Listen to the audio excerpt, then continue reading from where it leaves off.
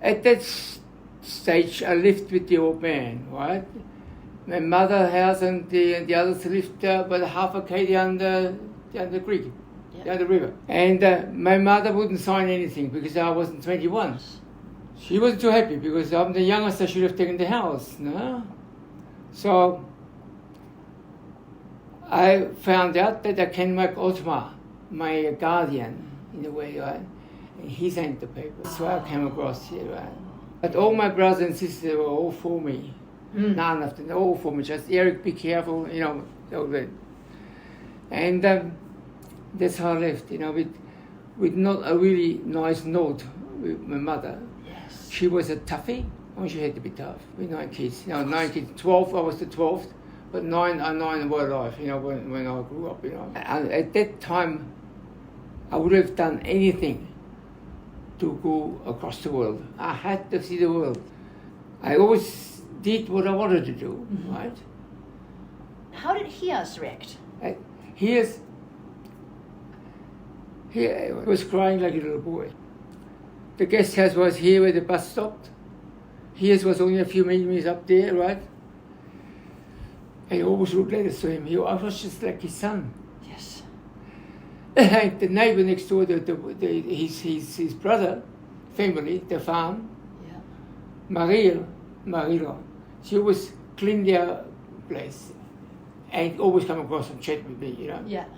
Especially when I came home overnight somewhere, dancing and things like this. So I actually wanted to know what I was doing. If I have a girlfriend or something, yeah. And it was very nice, but they always said, and I'm still in touch with them. Slowly it opened my mind. I want to travel and see more than just home. And I had the opportunity came when Canada, Africa, and Australia wanted workmen or tradesmen, right? They were advertising, the 3 of them. I nearly went to Canada. But then I saw Bondi Beach in Australia. Somehow I heard that Bondi Beach was very famous. And I changed my mind and I went to Australia. So I applied there. I had to do my trades test in Linz, in a big firm, and passed that one. Then I had to do the health examination. I passed that. And then there was a lull. And I thought, no, I didn't make it. So I went back to my girlfriend again. Then, all of a sudden, that brown, big envelope came, right? And he was, you go in 3 weeks. It was pretty fast, right? I told Anna, my girlfriend, that I'm going over to Australia. But I did say, if she wants to follow me, yes. She never did. So we got this fast order and not much time at all. We went to Salzburg. It was the camp where you live from, right? And I saw one photo from Salzburg. Friends came up and still said very farewell because it wasn't far from my hometown. And then one night, I still didn't get all the idea of what's happening and so on. So I was completely strange to things like that. Completely young and stupid, not stupid, but unwise. I was 20. We left. Now before the camp, I was walking along outside, like passing the time and so on. As a girl came with 2 suitcases, right, my lady? So I helped her to carry the suitcase into the camp as I am a gentleman. And she flew, she was fleeing from Yugoslavia over to Austria and then migrated, right? And lucky I did have her because she did the washing and ironing for me on the ship. Smart. So the train was assembled in the night, 8 o'clock at night, I think it was in Salzburg. The farewell, the music was playing. I couldn't grasp everything like that, you know, but there was family moving over. There was a lot of crying, a lot of sorrow, you know. And the train was specially overnight. We landed in Trieste, opposite the town square. That's where the thing was. We didn't go into the square, straight up the ship. I never saw a ship before, all right? I think it was beautiful. Later on, I found out it was a cattle ship.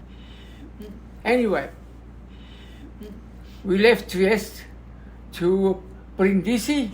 There was a town further down in Italy. Then we stopped at Malta and picked some up there. And then we went to Port Said, the start of the Suez Canal. And Cairo was very in there, right? Close by. And they told us that we have to wait quite a few days because the Suez Canal was full with traffic. And so we had time and we went to Cairo too, right? And we went out at night, the three of us, checking the town out. We were stupid, but keen, right? All of a sudden, that little man came along with his hat on it, with the hat and white dress. And he said, come. So we followed him. We were three of us, followed him. We went in, he took us to a house. He was a brothel. He wouldn't take us anywhere because we had no money. We had no money, so we clocked back. It was the first experience, right? That little man with that. And then we got down to Suez Canal. We had to wait there too. But we went over, from there we went over to Eden. What an eye-opener.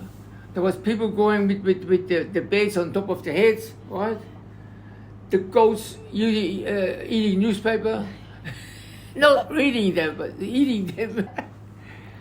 And then from there we went straight across to Australia, Perth, Fremantle. It was the harbour. And the crew from the ship, they were painting a lot of the lifeboats. So they check over the boats, they're safe.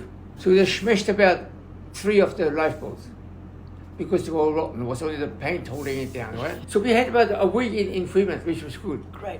And people from Austria, Germany, so that they came down to the ship, and they took us out.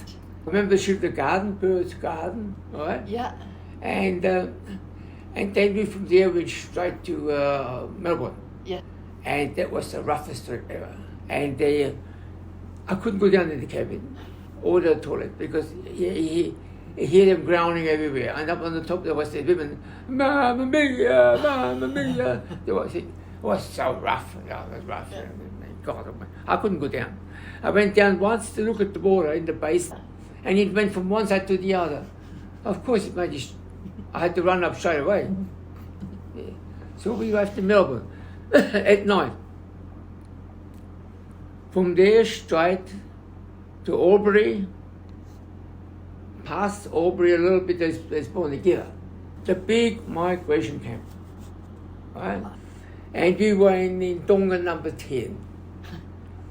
And they had a picture show. We couldn't afford to pay for it. So someone opened the door when the film was on. We all sneaked in. It was amazing the way we had each section, like Tonga number 10, had the kitchen, the meals, and there was a big trough outside. Yeah. And we had they gave us our plates, which was steel. Yeah. Clank, right? And we got their meal, mainly mutton, sheep, which I like quite like.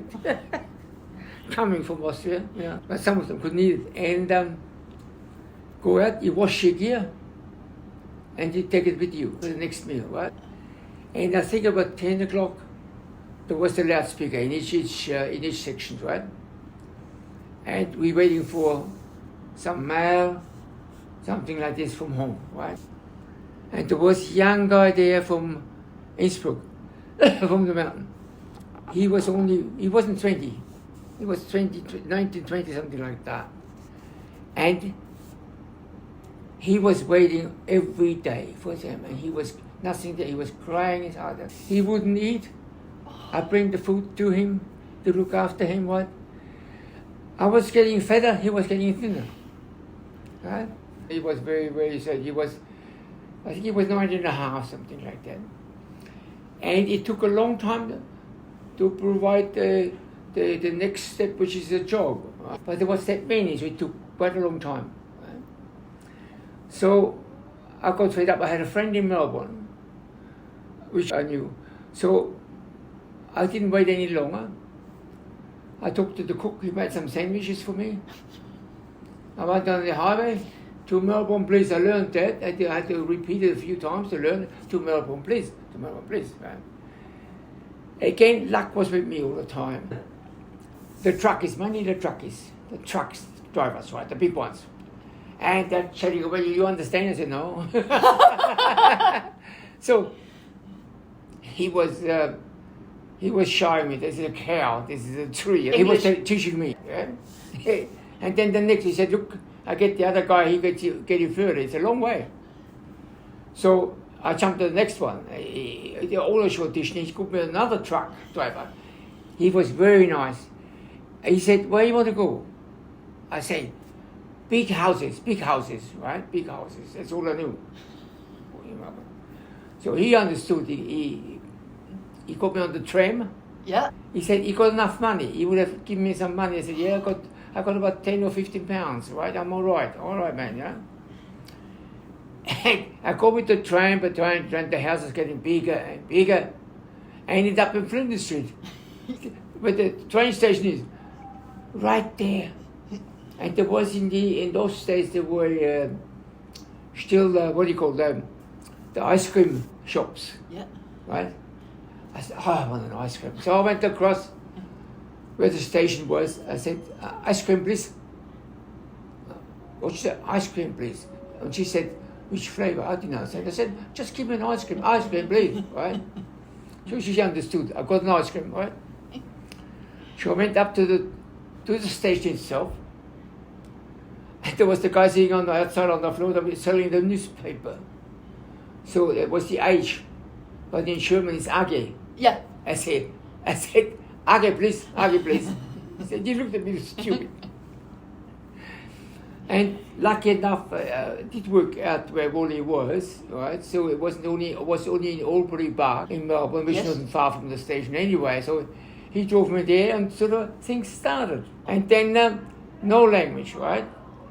But there was so many migration. Like there was the German factories assembling Volkswagen, and the other one was doing what do you call, like spark plugs and so on, so like tires, bits and pieces for motorway vehicles, right? And there was a company, a small one, which was about 6 people, and they wanted to do an extension to the building, and he took me in. Very, very unbelievable. But I could sharpen the well, everything else on that was home and house. So the work was finished. The company, the Bosch company, wanted me to stay on for maintenance purposes. Charlie Rockcliffe, the boss, my work there. Charlie Rockcliffe, he said, no, Erich, no way. You wait. He picked me up with his car after work, and we drove to, not far, is Huntingdon. And the company was called Todd and Curley, two brothers. Proper welding, boilermaker, pressure, everything, welding. I stood outside. Charlie Rockcliffe went inside. He said, Erich, you start here on Monday. Couldn't have been better. Good work, top work, everything, right? And they weren't really happy when I left. They said, well, come back. I wanted to go further north. That was my idea. I got the boy Campbell. Now he can't start because the union was very strong. He can't start, you have to have the ticket. That was a welder, right? And he said, you lucky days, the union told me, go back to Melbourne. They're holding the session there to where you get your certificate. So I went back in. No money, right? So I went back, told Curly wanted me back in again. I said, look, I know, I got my certification there further. So I went to Newcastle by train. No money, not much money at all. I stayed in a home where they, what do you call the people which have no home? I still remember the door hanging down on the hinges, right? And you could smell porridges all the way down, burnt porridges, right, for breakfast. I walked everywhere, no tax, I couldn't afford taxes. I went down to the wharf, and they offered me a job straight away Monday. Gave me the ticket, straight away. I walked a little bit more around, and they told me a thing of I can't remember just now the firm. Anyway, they were specialized in pressure tanks and also pipes which carries acid. And that was great because I could make all these tests, and you have a pressure ticket, that means you get more money. See, the big containers and tanks, they were welded automatic, but all the fittings, they were done by hand by us, right? And we had a number, Madrid's number, you bang it in, they know exactly who made it. So now I want accommodation, right? I just come from a nice one in Melbourne, anyway. That's a different story. But anyway, the daughter was a teacher, and the son was an engineer. They had another 2 boarders, right? Most beautiful place. And I went there, nice woman. She said, Erich, where's that man? Erich, look, I'm already got 2, but so down there is a border house and so on. So have a look at that first, right? So I went down there, raining. I could smell the burnt porridge again, sort of things like that, And she said more or less, if you really don't find words, come back. So I came back. I said, I help you up, washing up, everything like this sort of a thing, right? And they had the 2 other boys which got along really fine. One was a footballer. So the daughter was teaching me English when I was doing the tickets, and all that, right? Yeah. And the son, he was working in the Snowy Mountains. He came on holiday. Lovely guy also. He said to me, I said to him, look, I want to go further north, right? All right, help me. He wrote me a letter. So we wrote a letter to Darwin up there, one man died, so, and then all these sort of mining companies which needed welders, all right? And he said they're always in New Guinea. They're always looking for people, right? So we wrote to New Guinea too. And the first letter came back from New Guinea. Papua New Guinea, right? 59. And so I had to do the dress test in Newcastle. Yeah. It was with the company, with the government, right? And I had to go down to Sydney to get a medical test. And then I flew up to Port Moresby.